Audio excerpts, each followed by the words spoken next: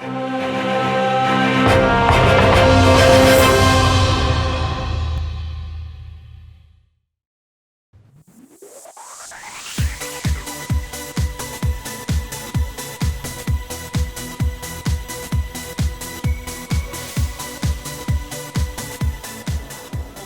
to Knights Stadium, PS4 NPL Friday night football here on Knights TV. Mark van Aken with you all season long. Of course, this clash of the co-tenants, the Melbourne Knights and Avondale FC. Taking you through the starting lineup for your Melbourne Knights tonight. Number 1, Michael O'Farrell. Number 5, Milan Bator. Number 8, James McGarry. Number 9, Jacob Colosimo. Number 11, Nikola Jutkiewicz. Number 13, Anthony Karafouris. Number 16, Jason Hicks. Number 18, Joshua Brekalo. Number 19, Nick Glover. Number 21, Stipo Andreasevic. And number 23, Timmy Purcell. And on the bench tonight for your Melbourne Knights, number 2, Luke Jurcic. Number 10, Marian Svitkovic. Number 12, Anthony Desic. Number 17, Robbie Zadioni. And number 20, Harry Shakaroon.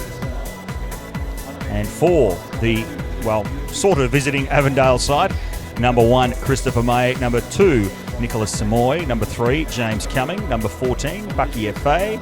Number 5, Jeffrey Fleming. Number 6, Anthony Strand. Number 8, Massimo Madoka. Number 11, Jem Burkant. Number 13, Yite Towns. Number 16, Omar Amashi. And number 17, Philip Ricobeni. On the bench tonight for Avondale, number 9, Alexei Krapko. Number 10, Jonathan Hiamano. Number 12, Matthew Sanders. Number 31, Mikeli Krazia. And number 37, Abraham Yango. Just a few minutes behind, and we do have kickoff here in PS4 NPL Friday night action. Beautiful conditions for football when pulling into the Summer Street car park about half an hour ago. The car was registering 16 degrees. A little bit of breeze about. It's Madoka. Sets up an early attack for Avondale. Good tackle. That was on Towns.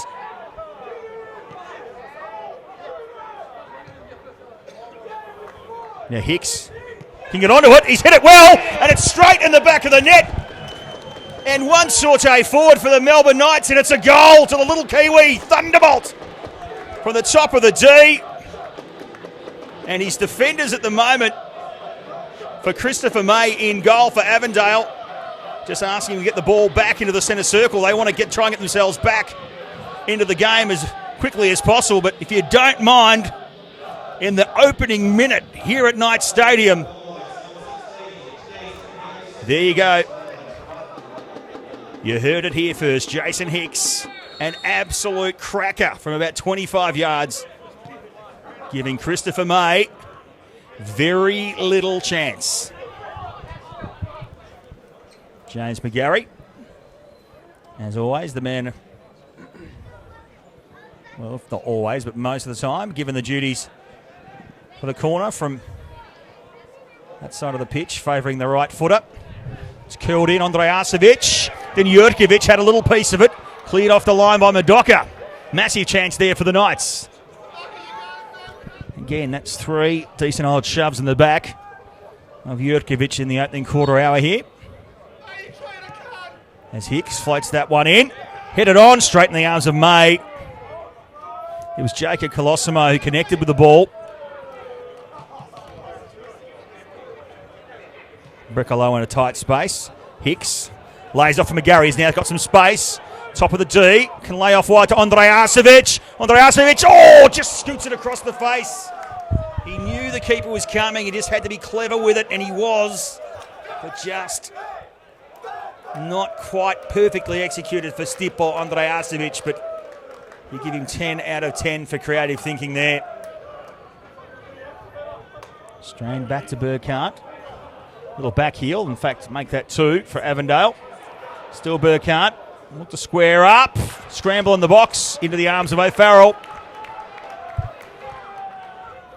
Having a chat to his coaching staff. Not quite, but understanding, I think, what's being asked of him as that one's fired over the top by, I think, Fleming. No, not Fleming.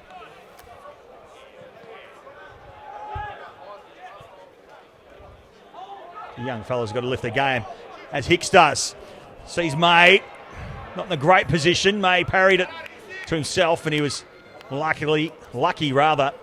See the breeze just sort of coming into that particular goal. Oh, Batsu was up high. Now follow up from Purcell, left of the goal. Fair to say, Jurkovic made the most of that, but still heavy enough contact. Ball in again. Andrejasevic had the head. And again, for a split second from our vantage point, that looked like it was going in. That's given the weight of the goal-scoring opportunities tonight, as that one runs for Gloven. There's lots of blue shirts there, but he finds Hicks. Top of the D, onto the left, Hicks! And it did actually take a little deflection there of, I think, Jeffrey Fleming. So that is a blow. No, it's number 17, Philip Ricobendi, definitely not out there for Avondale, which is a big loss because a lot of their attack did come from him. Now Madoka.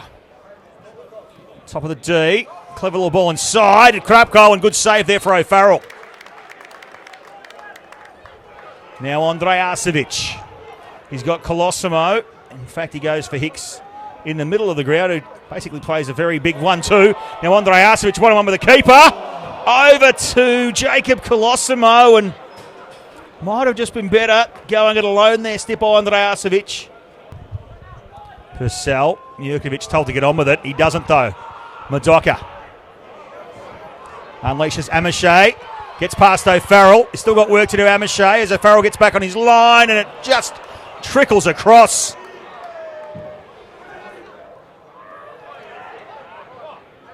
Now Hicks. Good ball for Colosimo. Fleming and Cumming are there. So they go to the left-hand side. Hicks pulls a trigger. Save there from May. Add a little bit of creativity to a Knights team that was uber creative in the first half. It's maybe just lost a bit of that cutting edge here in the second. Andrejasevic in the middle. One head down. Still not cleared. Hicks!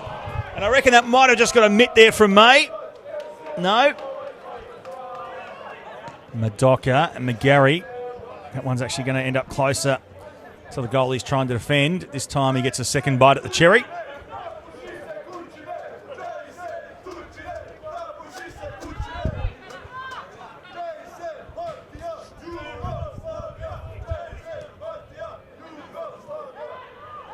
Now wind up. O'Farrell, and he's beaten on his right-hand side. And a call it a travelling contingent, the Avondale fans, who are in decent numbers tonight. We'll just wait to see the goal scorer. And it's number 16, Omar Amache.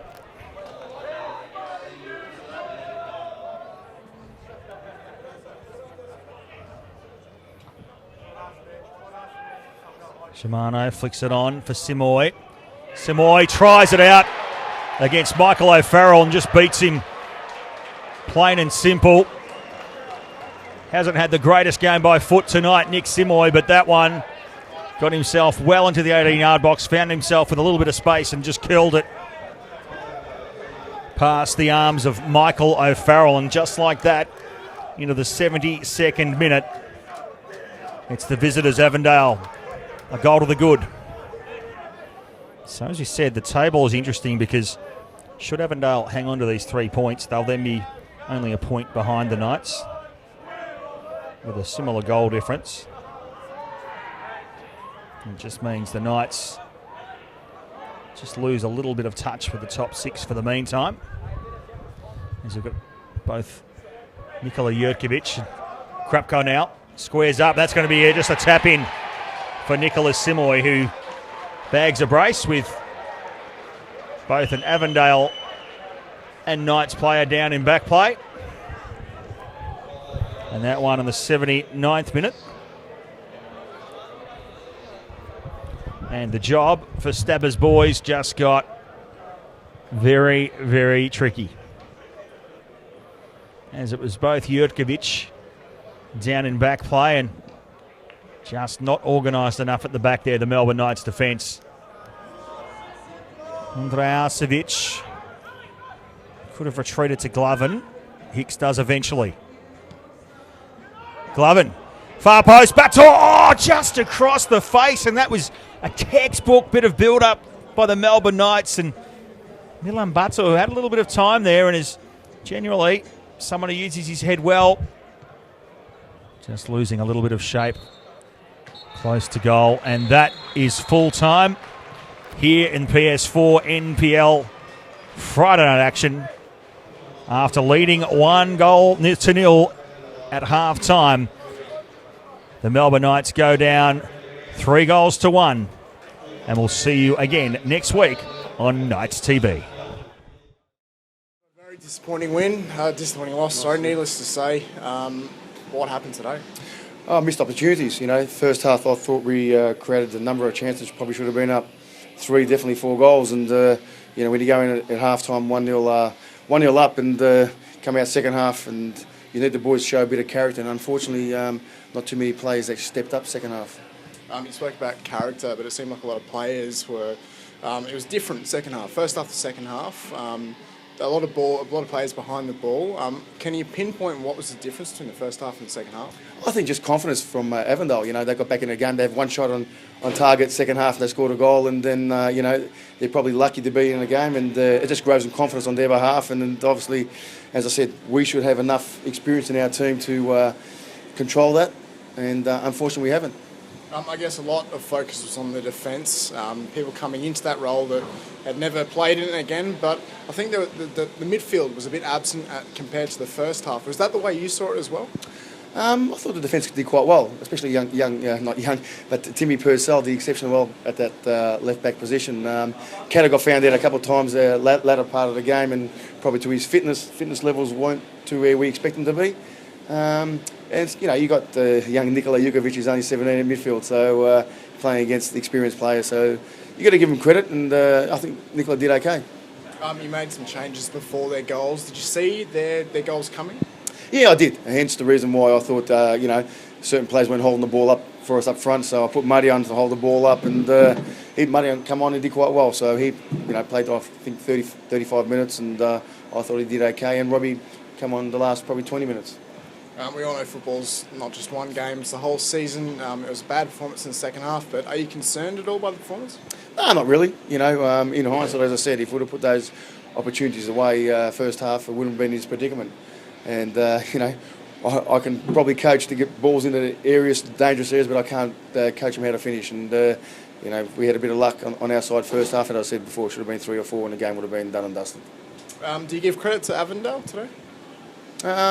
Yeah, possibly second half I do. First half, I thought they were pretty ordinary. But, in hindsight, they got 3 points, we got 0, so that's what counts. Maybe moving on to next week, Pascoe, it'll be the last of all the opponents that we play. Halfway in the season, it's a good sort of point to look back and see where we are on the table. How do you assess the first half of the season? Yeah, it's been up and down, and I'd rather be probably 6 points above to where we are at the present moment. We've dropped a few points during the early part of the season, getting players sent off and what have you. So, I'm not overly happy where we're sitting, but it's only halfway through the season, and we've got the FFA Cup happening in a couple of weeks' time. So, as I said all along, that's our priority, and transfer windows opening up, and you never know what happens. Yeah, I guess big 2 weeks coming up, as you said, with the transfer window and the cup game. Do you approach these weeks in any different way? Obviously, a couple of injuries as well. Oh, of course, and Ben's a big loss for us, and we'd probably try to look at replacing Ben, heart and soul of our defence, or centre midfield, I should say, and we're just going to have a look. And as I said, our FFA Cup is our priority at the present moment. And just a final question, we did touch on next week's opponent, Pascoe. A big win for them tonight over South Melbourne. What have you made of them so far? I think they've been struggling, but full credit to them. If they've beaten South Melbourne, it's a great result for them. Too easy. Thanks.